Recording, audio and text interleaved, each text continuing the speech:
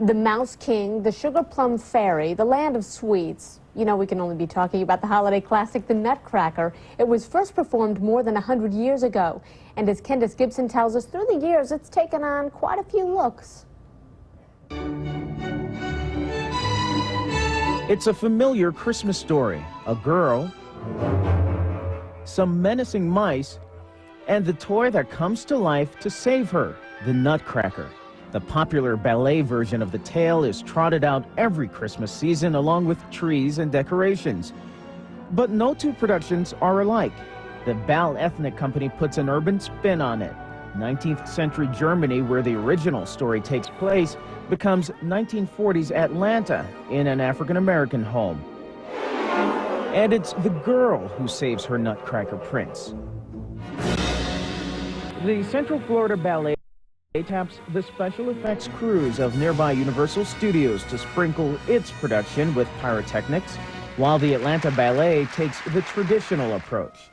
We chose to put it into a winterscape because the story is around Christmas time, and the original production was created in Russia in 1893, so we wanted that flavor as well.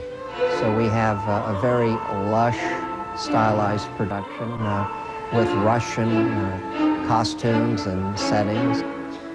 NutcrackerBallet.net reports there are more than 500 productions of the Nutcracker running this year in the USA alone. But it wasn't always in such high demand. When the ballet debuted more than a century ago, it actually wasn't well received. It wasn't a big success in Russia. People liked the score, but they didn't really like the ballet. So it didn't have an overnight success, although I think it was continually performed in Europe.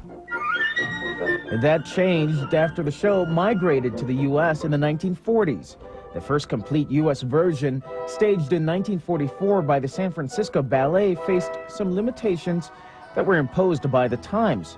For example, the production budget was only $1,000.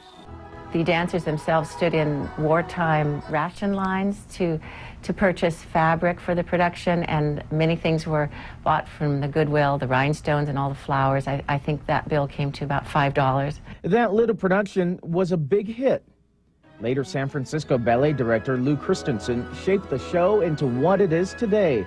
The ballet caught on, and the Nutcracker Ballet eventually became a holiday mainstay. Though productions vary by ballet company, there are some common threads. Tchaikovsky's score, the numerous kids in the cast, and the show's light tone. Candace Gibson, CNN, Atlanta. Well, that's going to wrap it up for this half hour of headlines.